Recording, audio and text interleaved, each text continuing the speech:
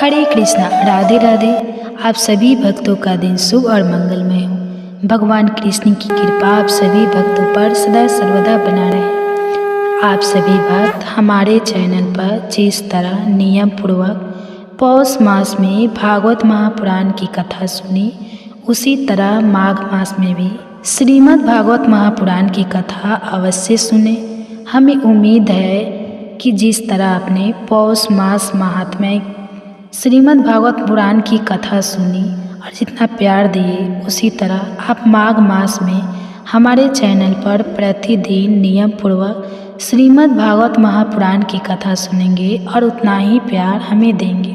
तो चलिए शुरुआत करते हैं भागवत महापुराण की कथा अध्याय 1 से। श्री कृष्ण कहते हैं, हे अर्जुन, सभी मानव ईश्वर के संतान हैं। मनुष्य मेरा विशुद्ध अंश है, उतना ही पावन जितना भगवान। दो भेदभाव, छुआछूत, कैसे सुख रहित क्षण भूकंप, किंतु दुर्लभ मानव तन को पाकर मेरा भजन कर, अर्थात भजन का अधिकार मनुष्य शिवधारी है। कृष्ण कहते हैं, हे अर्जुन, मनुष्य केवल 2 प्रकार के हैं, देवता और असुर। जिसके हृदय में दैवी संपत्ति कार्य करती है वह देवता है, तथा जिसके हृदय में आसुरी संपद कार्य करती है वह असुर है। तीसरी कोई अन्य जाति सृष्टि में नहीं है। वास्तव में मनुष्य का स्वभाव इन्हीं 2 प्रकारों का है। जैसी वृत्ति वैसा ही वह मनुष्य है। मुझे भजकर लोग स्वर्ग तक की कामना करते हैं, मैं उन्हें देता हूँ, अर्थात सब कुछ एक परमात्मा से सुलभ है। मांगना ही है तो भगवान से मांगो। इंद्र से स्वर्ग मांगोगे तो वह कदापि नहीं देगा। जब जब उसे लगा कि कोई महर्षि उसका पद लेना चाहता है तो उसने विघ्न ही डाला। किसी साधारण दुकानदार से मांगोगे तो वह बहुत देगा, मुट्ठी 2 मुट्ठी देगा। जिस दिन उसकी गादी मांगोगे वह भगा देगा। लेकिन भगवान देते हैं तो अपनी भगवता ही दे देते हैं, फिर कुछ मांगने की आवश्यकता ही न रह जाती है। संपूर्ण पापियों से अधिक पाप करने वाला भी ज्ञान रूपी नौका द्वारा निसंदेह पार हो जाएगा। अतः भूल जाए कि हम पापी हैं। एकमात्र गीता के अनुसार साधना आरंभ भर कर दे, सब पाप समाप्त। गीता पाप का निवारण कर सहज शांति देती है। आत्मा के अधिपत्य में आचरण तत्व के अर्थ रूप मुझ परमात्मा का प्रत्यक्ष दर्शन ज्ञान है, और इसके अतिरिक्त जो कुछ भी है अज्ञान है। ईश्वर की प्रत्यक्ष जानकारी ही ज्ञान है। इसके अतिरिक्त सब व्यर्थ की बातें हैं। संसार में जीते खाते रहने से पहले की अर्जित जानकारियाँ मिटती जाती हैं, नई जानकारियाँ मिलती जाती हैं। जीवन यापन की व्यवस्था परिवर्तनशील है, ये लोक रीति है, ज्ञान नहीं। अत्यंत दुराचारी भी मेरा भजन करके शीघ्र ही धर्मात्मा हो जाता है एवं सदा रहने वाली सस्वावत शांति को प्राप्त कर लेता है। अतः धर्मात्मा वह है जो एक परमात्मा के प्रति समर्पित है, और भजन करने का अधिकार दुराचारी तक को है। अतः यह न सोचे कि क्या भगवान हम पर खुश होंगे। केवल श्रद्धा भाव से लग भर जाए, भगवान के प्यारे हो जाएंगे। इस आत्म दर्शन की क्रिया का सौला आचरण भी जन्म मरण के महान भय से उद्धार करने वाला होता है। भजन चिंतन का बीज भर पड़ गया तो माया में कोई ताकत नहीं कि उसको नष्ट कर दे। इस जन्म में जहाँ तक साधन हुआ है, अगले जन्म में उसी बुद्धि सहयोग को अनायास प्राप्त कर लेता है। साधना पूर्वता आगे चलने लगती है, और 2-1 जन्मों के पश्चाताप व्यक्ति वहीं पहुँच जाता है जिसका नाम परम गति है, परम धाम है। धर्म अपरिवर्तनशील है, अर्थात धर्म कभी बदलता नहीं, और न ही उसमें संशोधन या सामयिक सुधार होता है। यह तो गीता को न जानने से लोग धर्म बदल गया, धर्म नष्ट हो गया कहते रहते हैं। धर्म का उतार चढ़ाव मन और बुद्धि के संयम पर निर्भर करता है, खान पान या रहन सहन पर नहीं। भगवान ने कहा, अर्जुन, ईश्वर सर्वभूताना व ईश्वर सभी भूत अर्थात मानव मात्र के हृदय में रहता है। जब भगवान इतना समीप रहते हैं तो हम देखते क्यों नहीं? माया रूपी यंत्र में आरूढ़ होकर भ्रमवश लोग भटकते ही रहते हैं, इसलिए नहीं देख पाते। ईश्वर हृदय में है तो शरण किसकी जाए, उन्हें ढूंढे कहाँ? अगले ही श्लोक में कहते हैं, संपूर्ण भाव से उस हृदयस्थ एवं परमात्मा की शरण में जाओ, जिससे कि कृपा से तू परम शांति शाश्वत परम धाम को प्राप्त होगा। और मनुष्य को चाहिए भी क्या? इसलिए भजन एक परमात्मा का ही करना चाहिए। जब ईश्वर हृदय में है तो बाहर तीर्थ यात्राओं में प्रतीकों में ढूंढने से वह कैसे मिलेगा? यह केवल आरंभिक श्राद्धा स्थली है। भगवान को खोजने की जगह सबका अपना अपना हृदय है और गीता के अनुसार खोजने का तरीका समर्पण के साथ भगवान का सुमिरन है। संपूर्ण इंद्रियों के व्यापार को, मन की चेष्टाओं को ज्ञान से प्रकाशित हुए आत्मा के संयम रूपी योगाग्नि में हवन करते हैं। यहाँ आग नहीं जलती, लेकिन जिस प्रकार आग में डालने से हर वस्तु भस्म हो जाती है, उसी प्रकार संयम भी अग्नि की तरह है, जिससे इंद्रियों का सारा बहिर्मुखी प्रभाव भस्म हो जाता है। यहाँ अग्नि एक उदाहरण मात्र है। आग जलाकर पूजा करने का कोई विधान गीता में नहीं बताया गया है। बहुत से योगी श्वास को प्रश्वास में हवन करते हैं और बहुत से प्रश्वास को श्वास में। इससे उन्नत अवस्था होने पर अन्य श्वास प्रश्वास की गति रोककर प्राणायाम हो जाते हैं। इस प्रकार योग साधना की विधि विशेष का नाम यज्ञ है। उस यज्ञ को कार्य रूप देना कर्म है। कर्म माने आराधना, कर्म माने चिंतन। इसके अतिरिक्त जो कुछ भी किया जाता है वह कर्म इसी लोक का बंधन है। इस प्रकार बहुत से यज्ञ जैसे श्वास का प्रश्वासन में हवन, प्रवास का श्वास में हवन, श्वास प्रश्वास का निरोध कर प्राणायाम के प्राणायाम होना इत्यादि यज्ञ जिस आचरण से पूर्ण होते हैं उस आचरण का नाम कर्म है। कर्म माने आराधना, कर्म माने चिंतन। योग साधना पद्धति का नाम यज्ञ है। इस यज्ञ को क्रियान्वित करना कर्म है। विक्रम का अर्थ विकल्प शून्य कर्म है। प्राप्ति के पश्चात महापुरुषों के कर्म विकल्प शून्य होते हैं। आत्मस्थित, आत्मतृप्त, आत्मकाम महापुरुषों के न तो कर्म करने से कोई लाभ है और न छोड़ने से कोई हानि ही है, फिर भी वे पीछे वालों के हित के लिए कर्म करते हैं। ऐसा कर्म विकल्प शून्य है, विशुद्ध है और यही कर्म विकर्म कहलाता है। यज्ञ न करने वालों को दोबारा मनुष्य शरीर भी नहीं मिलता, अर्थात यज्ञ करने का अधिकार उन सबको है जिन्हें मनुष्य शरीर मिला है। अब दुनिया में आप चाहे जहाँ जन्मे हो, गीतोक्त साधनात्मक यज्ञ करने का अधिकार आप सबको भली प्रकार है। इसलिए आज से अभी से गीता में बताई हुई विधि से यज्ञ साधना कर सकते हैं, जिसका परिणाम है अमृत का भोजन। सनातन ब्रह्म में स्थिति का मिलना है। अनन्य भक्ति के द्वारा मैं प्रत्यक्ष देखने, जानने तथा प्रवेश के लिए भी सुलभ हूँ, अर्थात भगवान को देखा जा सकता है। यह कोई अंधविश्वास नहीं है। भगवान को देखने वाले सदैव रहे हैं। इस अविनाशी आत्मा को कोई विरला महापुरुष ही आश्चर्य की तरह देखता है, आश्चर्य की तरह उपदेश करता है और कोई विरला ही से आश्चर्य की तरह सुनता है, अर्थात यह प्रत्यक्ष दर्शन है। गीतोक्त साधन करें, स्वाध्याय करें तो आप और सबके लिए यह दर्शन सुलभ है। यह आत्मा सर्वव्यापक, अचल, स्थिर रहने वाला और सनातन है। आत्मा ही सत्य है। यदि उस सनातन के प्रति हम श्रद्धावान नहीं हैं तो अभी हम सनातन धर्मी नहीं हैं। सनातन धर्म के लिए यदि विकल्प है तो प्रत्याशी अवश्य है।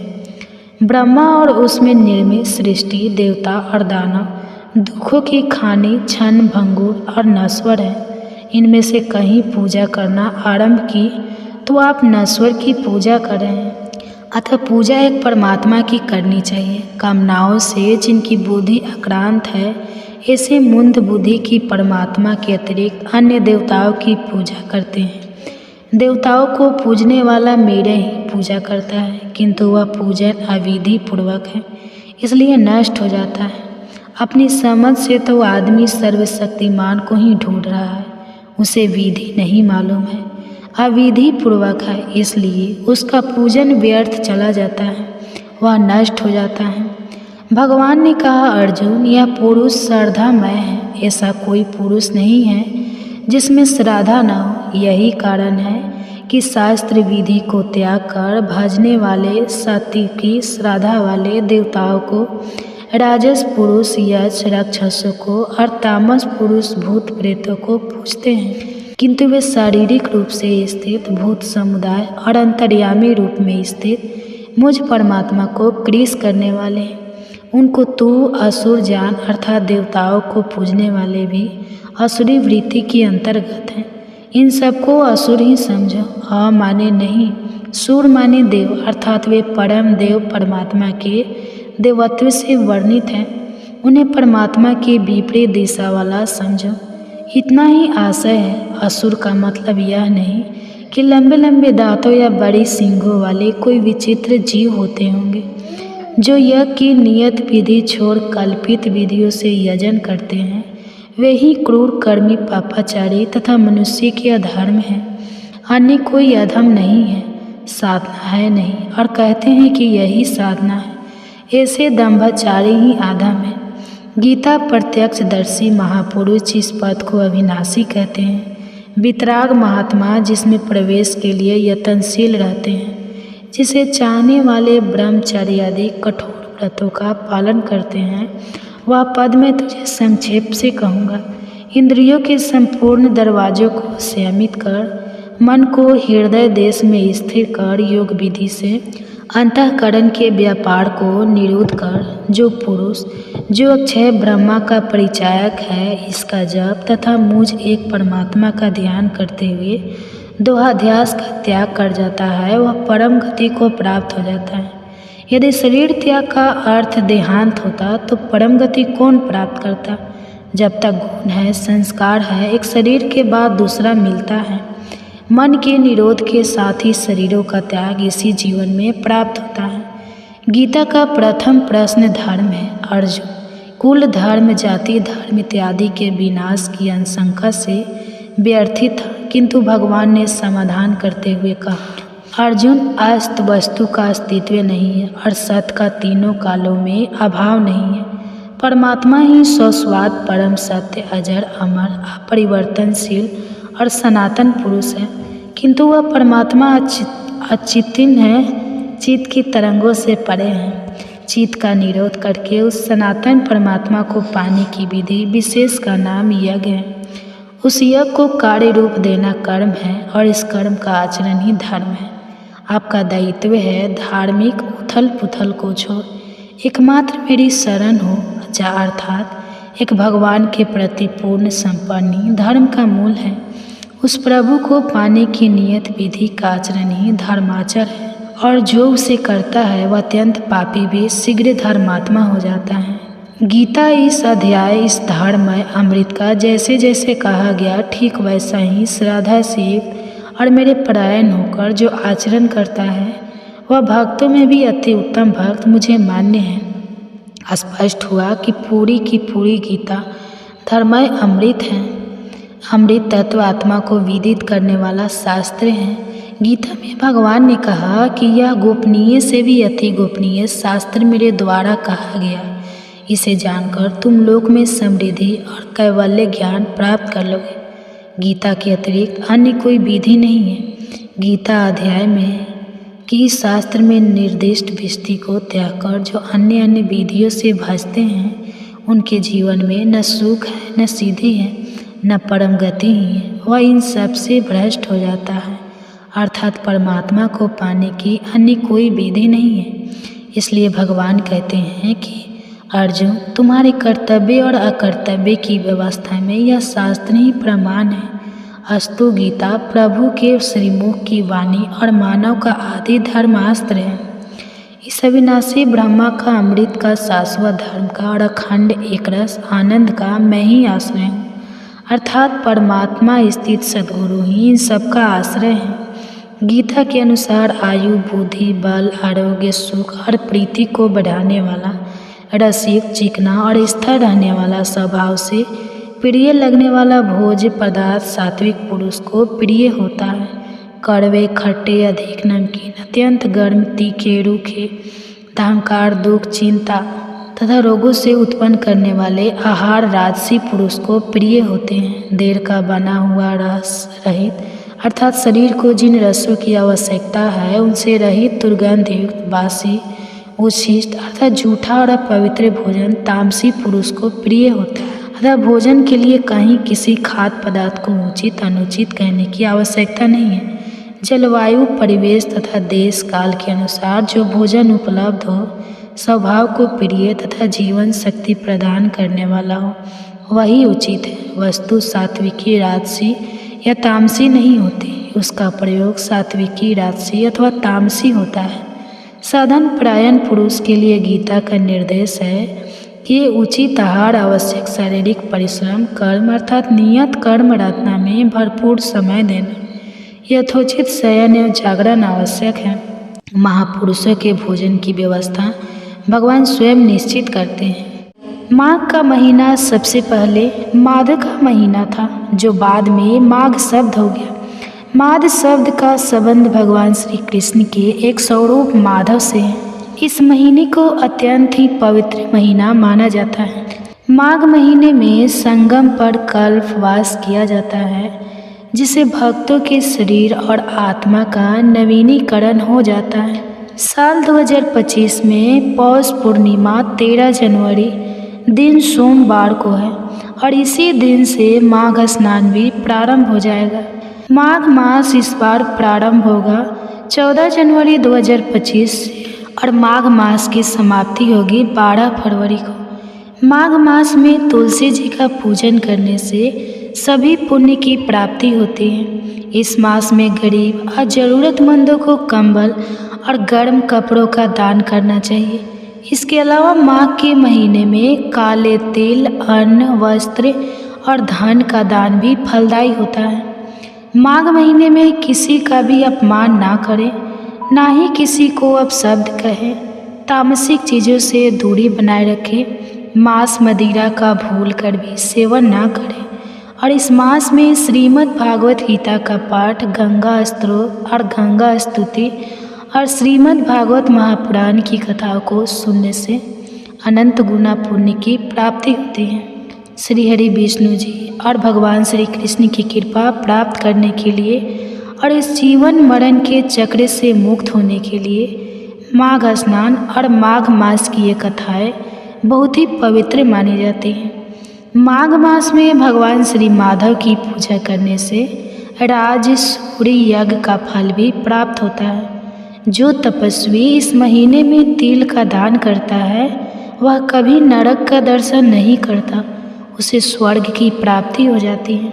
इस महीने में गर्म पानी को धीरे धीरे छोड़कर साधारण पानी से नहाना चाहिए।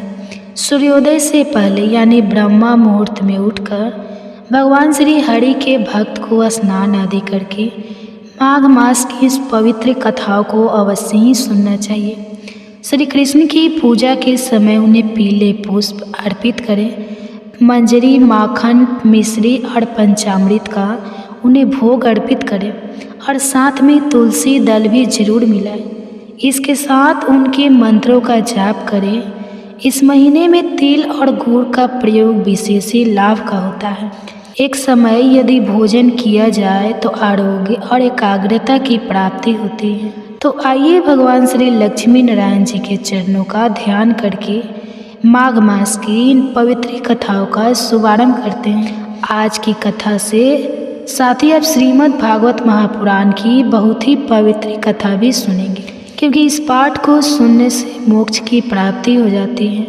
एक समय की बात है, श्री सूत जी महाराज ने अपने गुरु श्री व्यास जी से कहा कि गुरुदेव कृपा करके आप मुझसे माघ मास महात्म की कथा कहिए, क्योंकि मैं आपका शिष्य हूँ। तब व्यास जी कहने लगे कि रघुवंश के राजा दिलीप एक समय यज्ञ के स्नान के बाद पैरों में जूते और सुंदर वस्त्र पहनकर शिकार की सामग्री लेकर कवच और शोभायान आभूषण पहने हुए अपने सिपाहियों से घिरे हुए जंगल में शिकार खेलने के लिए अपनी नगरी से बाहर निकले।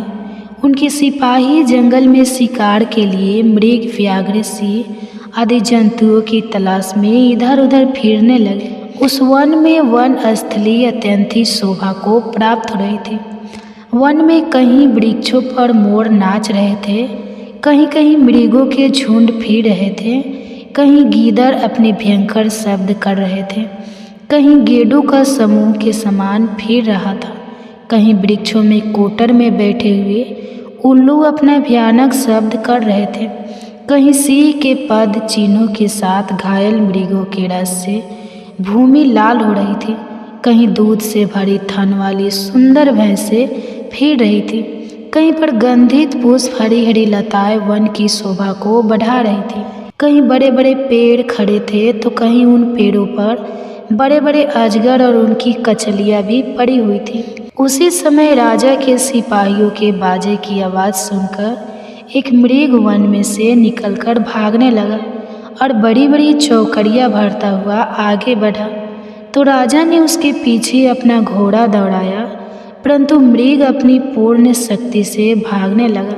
मृग कटेदार वृक्षों के एक जंगल में घुसा और राजा ने भी उसके पीछे वन में प्रवेश किया, परंतु दूर जा जाकर मृग राजा की दृष्टि से ओझल होकर कहीं निकल गया। राजा निर्जल वन में अपने सैनिकों के साथ प्यास के मारे बहुत ही दुखी हो गया और दोपहर के समय अधिक मार्ग पर चलने से सैनिक थक गए और घोड़े रुक गए। थोड़ी देर बाद राजा ने एक बड़ा भारी सुंदर सरोवर देखा जिसके किनारों पर घने वृक्ष थे। इसका जल सज्जनों के हृदय के समान पवित्र था। सरोवर का जल लहरों से बड़ा सुंदर लगता था। जल में अनेकों प्रकार के जल जंतु, मछलियाँ आदि स्वच्छता से इधर उधर फिर रही थी। दुष्टों के समान निर्दय मन वाले मगरमच्छ भी थे। किसी किसी जगह लोभी के घर के समान समाल भी पड़ी हुई थी, जैसे विपत्ति में पड़े हुए लोगों के दुखों को हरने वाले दानी पुरुष के समान यह सरोवर अपने जल से सबको सुखी करता था, जैसे मेघ चालक के दुख को हरता है। इस सरोवर को देखकर राजा की थकावट दूर हो गई। रात्रि को राजा ने वही विश्राम किया और सैनिक पहरा देने लगे और चारों तरफ फैल गए। राजा के अंतिम समय में सूख के एक झुंड ने आकर अंतिम समय में पानी पिया और कमल के झुंड के पास आया। तब शिकारियों ने सावधान होकर सूकर पर आक्रमण किया और उनको मारकर पृथ्वी पर गिरा दिया। उस समय जब शिकारी कोलाहल करते हुए बड़ी प्रसन्नता के साथ राजा के पास गए और राजा प्रभात हुआ देखकर उनके साथी अपनी नगरी की तरफ चल पड़ा। रास्ते में राजा ने एक तपस्वी को देखा जिसका शरीर तपस्या और नियम के कारण बिल्कुल सूख गया था, जो मृग छाला और वल्कल पहने हुए था। राजा ने ऐसे घोर तपस्वी को देखकर बड़े आश्चर्य से उसको प्रणाम किया और हाथ जोड़कर खड़ा हो गया। तब तपस्वी ने राजा को कहा कि हे राजन, इस पुण्य शुभ माघ मास में इस सरोवर को छोड़कर तुम यहाँ से क्यों जाने की इच्छा करते हो? तब राजा कहने लगा कि महात्मय, मैं तो माघ मास में स्नान के फल को कुछ भी नहीं जानता। कृपा करके आप विस्तार पूर्वक मुझे बताइए। राजा के ऐसे वचनों को सुनकर तपस्वी ने जो कुछ भी कहा आगे कहा, इसका वर्णन आप अगले अध्याय में सुनेंगे। अब आप सुनेंगे श्रीमद् भागवत महापुराण की बड़ी ही पवित्र कथा। भागवत महापुराण की कथा सुनने से पहले आप यह जान लें कि भागवत पुराण को सुनने की परंपरा किस प्रकार प्रारंभ हुई। इसके पीछे एक पौराणिक कथा है। पौराणिक कथा के अनुसार श्रृंगी अपने पिता ऋषि शमी के आश्रम में अन्य ऋषि कुमारों के साथ रहकर अध्ययन कर रहे थे। एक दिन की बात है कि सब विद्यार्थी जंगल गए हुए थे और आश्रम में शमीक ऋषि समाधि में अकेले बैठे हुए थे। तभी अचानक वहाँ प्यास से व्याकुल राजा परीक्षित पहुँचे। वह प्यास से बहुत व्याकुल थे और आश्रम में पानी खोजने लगे। जब उन्हें कहीं से पानी नहीं मिला तो उन्होंने समाधि में बैठे समी ऋषि को प्रणाम करके विनम्रता से कहा, मुझे प्यास लगी है, कृपया मुझे पानी दीजिए। राजा की 2-3 बार कहने पर भी ऋषि ने उन्हें कोई जवाब नहीं दिया और उन्हें बहुत बुरा लगा। और तो और उन्हें लगा कि ऋषि ध्यान का ढोंग कर रहे हैं। क्रोध में आकर राजा परीक्षित ने एक मरा सांप उठाकर ऋषि के गले में डाल दिया और वहाँ से चले गए। परंतु उन्हें आश्रम से जाते हुए एक ऋषि कुमार ने देख लिया और जाकर श्रृंग को इस बारे में खबर दी। सभी राजा के स्वागत के लिए आश्रम पहुँचे, परंतु जब तक सब पहुँचे राजा वहाँ से जा चुके थे और ध्यान में बैठे समीक ऋषि ने गले में मरा सांप पड़ा था। यह देखकर ऋषि श्रृंगी को बहुत क्रोध आया और उन्होंने हाथ में पानी लेकर परीक्षित को श्राप दे दिया कि मेरे पिता का अपमान करने वाले राजा परीक्षित की मृत्यु आज से 7वें दिन नागराज तक्षक के काटने से होगी। इसके बाद ऋषि कुमारों ने ऋषि समीक के गले से सांप निकाला, जिस बीच समीक की समाधि टूट गई। समीक ऋषि ने पूछा, क्या बात है? तब श्रृंगी ने सारी बात बताई। समीक बोले, बेटा, राजा परीक्षित के साधारण अपराध के लिए तुमने जो सर्प दंश के मृत्यु का भयंकर श्राप दिया है यह बहुत बुरा है, हमें यह शोभा नहीं देता। इसका मतलब यह है कि अभी तुझे ज्ञान प्राप्त नहीं हुआ। अब तू भगवान की शरण जा और अपने अपराध की क्षमा मांग। राजा परीक्षित को राजभवन पहुँचते पहुँचते अपनी गलती का एहसास हो चुका था। थोड़ी देर के बाद समीक ऋषि का एक शिष्य राजा परीक्षित के पास पहुँचा और उसने कहा, राजन, ब्रह्मा समाधि में लीन समीक ऋषि की ओर से आपका उचित सत्कार नहीं हो पाया, जिसका उन्हें बहुत दुख है। किंतु अपने बिना सोचे समझे जो मरे सांप को उनके गले में डाल दिया, इस कारण उनके पुत्र श्रृंगी ने आपको आज से 7वें दिन सांप काटने से मृत्यु का श्राप दे दिया है, जो असत्य नहीं होगा। इसलिए आप मेरी बात मानें तो 7 दिन तक अपना पूरा समय ईश्वर चिंतन में लगाएं, ताकि आपको मोक्ष की प्राप्ति हो सके। यह सुनकर राजा को संतोष हुआ कि मेरे द्वारा हुए अपराध के लिए मुझे उचित दंड मिलेगा। इसके बाद राजा परीक्षित व्यास पुत्र सुखदेव मुनि के पास पहुँचे और उन्हें भागवत कथा सुनाने के लिए कहा। सुखदेव जी ने परीक्षित को 7 दिन भागवत कथा सुनाई। इस प्रकार कहा जाता है कि तभी से श्रीमद् भागवत पुराण सप्ताह सुनने की परंपरा प्रारंभ हुई। तो आइए शुभारंभ करते हैं श्रीमद् भागवत पुराण की कथा।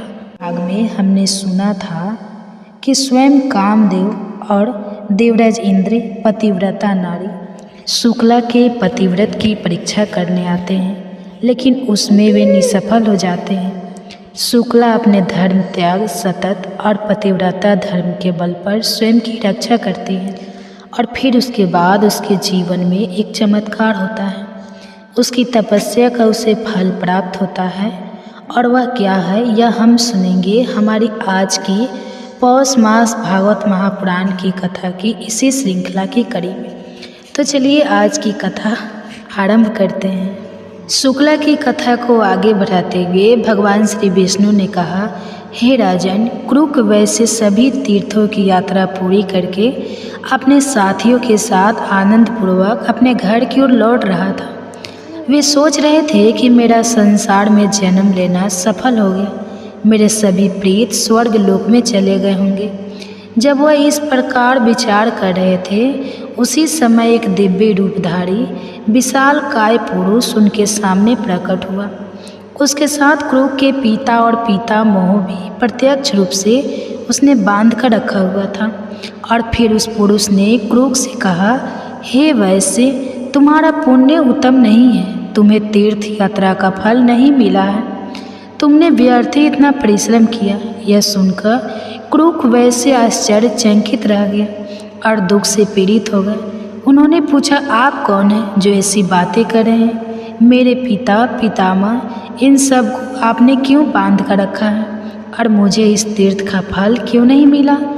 तब उस महापुरुष के रूप में आए हुए स्वयं धर्म ने कहा, हे वैश्य, जो धार्मिक आचार और उत्तम व्रत का पालन करने वाली, श्रेष्ठ गुणों से विभूषित, पुण्य के अनुराग रखने वाली और पतिव्रता पत्नी को अकेले छोड़कर धर्म करने के लिए बाहर जाता है, उसका किया हुआ सारा धर्म व्यर्थ हो जाता है और उसमें कोई शयन नहीं।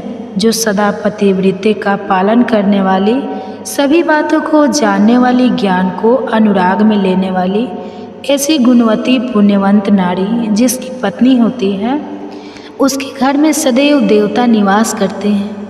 पितृ भी उसके घर में रहकर निरंतर उसके यश की कामना करते हैं। गंगा आदि पवित्र नदियाँ, सागर, यज्ञ, गाय, ऋषि और संपूर्ण तीर्थ उसी घर में निवास करते हैं। पुण्यम पत्नी के साथ सहयोग से गृहस्थ धर्म का अच्छे से पालन होता है और इस भूमंडल में गृहस्थ धर्म से बढ़कर दूसरा कोई धर्म नहीं है। हे वैश्य, गृहस्थ का घर यदि सत्य और पुण्य से युक्त हो तो परम पवित्र माना गया है। वहाँ सभी तीर्थ और देवता स्वयं निवास करते हैं। गृहस्थ का सहारा लेकर सभी प्राणी जीवन धारण करते हैं। जिसके घर में साध्वी स्त्री होती है, उसके यहाँ मंत्र, अग्निहोत्र, संपूर्ण देवता, सनातन धर्म और दान तथा आचार सब उपस्थित रहते हैं। और इस प्रकार जो पत्नी से रहित होता है, उसका घर जंगल के समान है। वहाँ किए हुए यज्ञ और भांति भांति के दान भी सिद्धिदायक नहीं माने जाते। साध्वी पत्नी के समान कोई तीर्थ नहीं है, पत्नी के समान कोई सुख नहीं, और संसार से ताड़ने के लिए, कल्याण साधन के लिए पत्नी के समान कोई पुण्य नहीं। जो भी मनुष्य अपने धर्म परायण सती पत्नी को छोड़कर चला जाता है, वह मनुष्य में सबसे अधम माना गया है।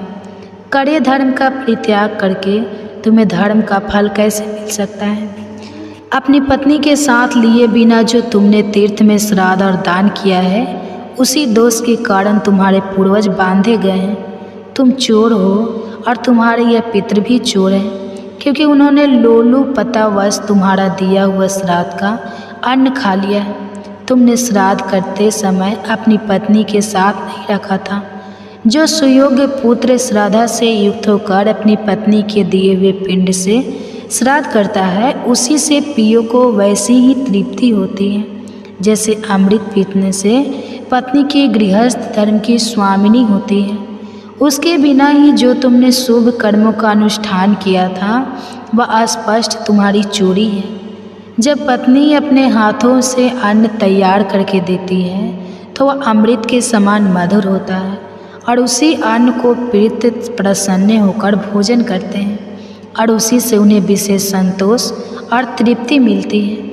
और पत्नी के बिना जो धर्म कार्य किया जाता है, वह हमेशा निसफल होता है। धर्म की यह बातें सुनकर कृकल ने पूछा, हे धर्म, अब कैसे मुझे सिद्धि प्राप्त होगी? किस प्रकार मेरे पितरों को बंधन से छुटकारा मिलेगा? इसके उत्तर में धर्म ने कहा, हे महाभागी, घर जाओ, शीघ्र जाओ। तुम्हारी धर्म परायण पुण्यवती शुक्ला तुम्हारे बिना बहुत दुखी हो गई थी। उसे शांत बना दो, उसी के हाथ से श्राद्ध करो। अपने घर पर ही पुण्य तीर्थों का स्मरण करके श्रेष्ठ देवताओं का पूजन करो और इसी से तुम्हारी की हुई तीर्थ यात्रा सफल होगी। इस प्रकार कहकर धर्म जैसे आए थे वैसे चले गए। परम बुद्धिमान क्रूक भी अपने घर गए और पतिव्रता पत्नी को देखकर अत्यंत प्रसन्न हुए।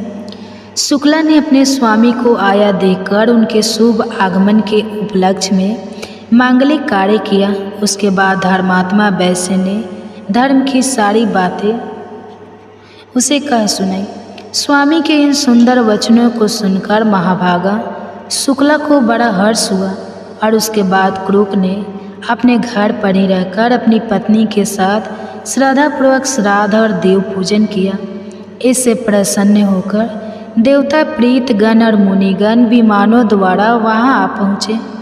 महात्मा क्रूक और उसकी महानुभाव पत्नी दोनों की प्रशंसा करने लगे। इस कथा का समापन करते हुए भगवान विष्णु कहते हैं, हे राजन, उस समय में स्वयं ब्रह्मा और महादेव भी अपनी अपनी पत्नियों के साथ वहाँ गए। सभी देवता उस सती के सत्य से संतुष्ट थे।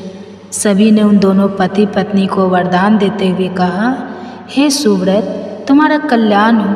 तुम अपनी पत्नी के साथ तुम्हारी जो भी इच्छा हो वह वर मांगो। सभी देवी देवताओं के इस प्रकार कहने पर क्रूक ने कहा, हे देवों के देव, मेरे किस पुण्य और तप के प्रसंग से पत्नी सहित मुझे वर देने के लिए आप सभी लोग पधारे हैं। तब देवराज इंद्र ने कहा, यह महाभागा शुक्ला सती है। इसके सत्य से संतुष्ट होकर हम तुम्हें वरदान देना चाहते हैं। इस प्रकार कहकर देवराज इंद्र ने उसके सतीत्व की जो परीक्षा की थी वह सारा वृत्तांत संक्षिप्त में कह सुनाया। उसके सदाचार का महात्म सुनकर कर के वैश्य को बड़ी प्रसन्नता हुई। उसकी आंखों में हर्ष आ गए। धर्मात्मा वैश्य ने पत्नी के साथ सभी देवताओं को प्रणाम किया और कहा, हे महाभागवतम, प्रसन्न हुई। तीनों सनातन देवता ब्रह्मा, विष्णु और शिव हम पर संतुष्ट हुई। जो भी पुण्य आत्मा ऋषि मुझ पर कृपा करके यहाँ पधारे हैं वे भी प्रसन्नता प्राप्त करें। मैं सदैव भगवान की भक्ति करता रहूं। आप लोगों की कृपा से धर्म और सत्य में मेरा निरंतर अनुराग बना रहे। तत्पश्चात अंत में पत्नी और पियो के साथ में भगवान श्री विष्णु के धाम में जाना चाहता हूँ। क्रूक वैश्य की बात सुनकर सभी देवताओं ने एक साथ कहा, एवं अस्तु, यह सब कुछ तुम्हें प्राप्त होगा। इस प्रकार कहकर देवी देवताओं ने उन दोनों पति पत्नी के ऊपर फूलों की वर्षा की मधुर पवित्र संगीत सुनाया और यह वर देखकर उस पतिव्रता की स्तुति करते हुए अपने अपने लोक में चले गए। कथा का समापन करते हुए भगवान विष्णु ने कहा, हे राजन, जो भी मनुष्य इस पवित्र उपाख्यान को सुनता है वह सभी पापों से मुक्त हो जाता है। प्रत्येक स्त्री मात्र को शुक्ला का यह उपाख्यान श्रद्धापूर्वक अवश्य सुनना चाहिए। इसके श्रवण मात्र से वह सौभाग्य, सतीत्व और पुत्र पौत्र से युक्त बन जाती है। इतना ही नहीं, पति के साथ वह सुखी रहकर निरंतर आनंद का अनुभव करती है। और यह थी हमारी आज की पौष मास भागवत महापुराण की कथा। हमें आशा है कि यह कथा आपको अच्छी लगी होगी और इस कथा का संपूर्ण श्रवण करने का पुण्य फल आपको प्राप्त हुआ होगा। अगर आपको पतिव्रता नारी शुक्ला की यह सुंदर कथा अच्छी लगी है तो इसे अपने मित्रों परिवारजनों में शेयर कर दीजिए। उन स्त्रियों को विशेष रूप से शेयर कीजिए जिन्हें इसे सुनना चाहिए, ताकि वे भी इस कथा का श्रवण करके पुण्य की भागी बन सके और अपने पतिव्रता धर्म को और सशक्त बना सके और अच्छा कर सके। शांति और आध्यात्मिक जीवन में प्रगति का अवसर प्रदान करती है और इसलिए इस पवित्र पौष मास में हम श्रवण कर रहे हैं भागवत महापुराण की कथा, जो शास्त्रों से ली गई प्रमाणभूत पौराणिक कथाओं का है। तो चलिए हमारे इसी पौष भागवत महापुराण की कथा में आगे बढ़ते हैं और आज के अध्याय का आरंभ करते हैं। भगवान श्री विष्णु ने कहा, हे राजेंद्र, शकुला के मन में केवल पति का ही ध्यान था, पति की ही कामना थी। उसके सतीत्व का प्रभाव देखकर देवराज इंद्र ने भी पूर्णतया अपने मन में विचार किया, मैं इसके अविचलन धैर्य को नष्ट कर दूंगा। ऐसा निश्चय करके उन्होंने तुरंत ही कामदेव का स्मरण किया। महाबली कामदेव अपनी प्रिया रति के साथ वहां आ पहुँचे और हाथ जोड़कर इंद्र से कहने लगे, हे नाथ, इस समय किस लिए आपने मुझे याद किया? आज्ञा दीजिए, मैं अवश्य ही उसका पालन करूँगा। कामदेव को अपने समक्ष देखकर इंद्रदेव ने कहा, हे कामदेव, यह जो पतिव्रते में तत्पर रहने वाली महाभागा शकुला है वह परम पुण्यवती और मंगलमय है। मैं इसे अपनी ओर आकर्षित करना चाहता हूँ। यह सुनकर कामदेव ने कहा, हे सहस्त्रलोचन, मैं आपकी इच्छा पूर्ति के लिए आपकी सहायता अवश्य करूँगा। हे देवराज, मैं देवताओं, मुनियों और बड़े बड़े ऋषि सौरों को भी जीतने की शक्ति रखता हूँ। फिर एक साधारण कामिनी को, जिसके शरीर में कोई बल भी नहीं होता, उसे जीतना कौन सी बड़ी बात है। मैं कामनियों के विभिन्न अंगों में निवास करता हूँ। नारी मेरा घर है, उसके भीतर मैं सदा मौजूद रहता हूँ। इसलिए भाई, पिता, स्वजन, संबंधी, बंधु बांधव कोई भी क्यों ना हो, यदि उसमें रूप और गुण है तो वह उसे देखकर मेरे बाणों से घायल हो ही जाती है। उसका चित्त चंचल हो जाता है और परिणाम की चिंता नहीं करती। इसलिए हे देवेश्वर, मैं शकुला के सतीत्व को अवश्य नष्ट कर दूंगा। यह सुनकर देवराज इंद्र ने कहा, हे मनोभाव, मैं रूपवान, गुणवान और धनी बनकर कौतूहल वंश इस नारी को धैर्य से विचलित करूंगा और धर्म से भी। कामदेव से इस प्रकार कहकर देवराज इंद्र उस स्थान पर गए जहाँ क्रूक वैश्य की प्रिय पत्नी शुक्ला देवी निवास करती थी। वहाँ जाकर वे अपने हाव भाव, रूप और गुण आदि का प्रदर्शन करने लगे। रूप और संपत्ति से युक्त होने पर भी उस पराये पुरुष पर शकुला ने दृष्टि नहीं डाली, लेकिन वह जहाँ जहाँ जाती वहाँ वहाँ पहुँचकर इंद्र उसे निहारते रहते। इस प्रकार सहस्त्र नेत्रधारी इंद्र अपने संपूर्ण भावों से उसकी ओर देखते रहते। इंद्र ने उसके पास अपनी दूती भेजा। वह मुस्कुराती हुई गई और मन ही मन शुक्ला की प्रशंसा करती हुई बोली, अहो, इस नारी में कितना सत्य, कितना धैर्य, कितना तेज और कितना क्षमा भाव है। संसार में इसके रूप की समानता करने वाली और कोई सुंदरी नहीं है। इसके बाद उसने शकुला के पास जाकर पूछा, हे कल्याणी, तुम कौन हो, किसकी पत्नी हो? जिस पुरुष को तुम जैसी गुणवती भार्या प्राप्त है वह इस पृथ्वी पर पुण्य का भागी है। दति की बात सुनकर मनसवी शुक्ला ने कहा, हे देवी, मेरे पति वैश्य जाति में उत्पन्न धर्मात्मा और सत्य प्रेमी हैं। उन्हें लोग किरिकल कहते हैं। मेरे स्वामी की बुद्धि उत्तम है। उनका चित्त सदैव धर्म में लगा रहता है। वे इस समय तीर्थ यात्रा के लिए गए हैं। उन्हें गए हुए आज 9 वर्ष हो गए। अतः उन महात्मा के बिना मैं दुखी हूँ और यही मेरा हाल है। अब बताओ, तुम कौन हो जो मुझसे मेरा हाल पूछ रही हो? शुक्ला का यह कथन सुनकर दूती ने कहा, हे सुंदरी, तुम्हारे स्वामी बड़े निर्दय हैं जो तुम्हें अकेले छोड़कर चले गए।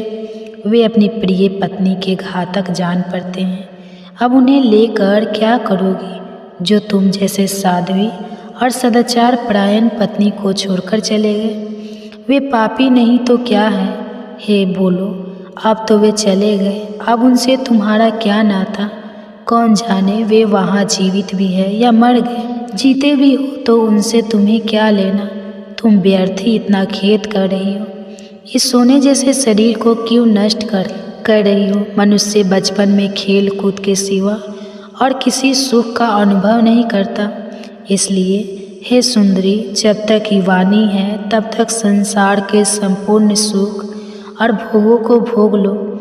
यहाँ देखो, यह एक पुरुष आए हैं जो बड़े सुंदर, गुणगान, स्वर्ग धनी और पुरुषों में श्रेष्ठ है। तुम्हारे ऊपर इनका बड़ा प्रेम है। ये सदा तुम्हारे हित साधन के लिए प्रयत्नशील रहते हैं। इनके शरीर में कभी बुढ़ापा नहीं आता। वे स्वयं तो सिद्ध हैं ही, लेकिन दूसरों को भी उत्तम सिद्धि प्रदान करने वाले हैं।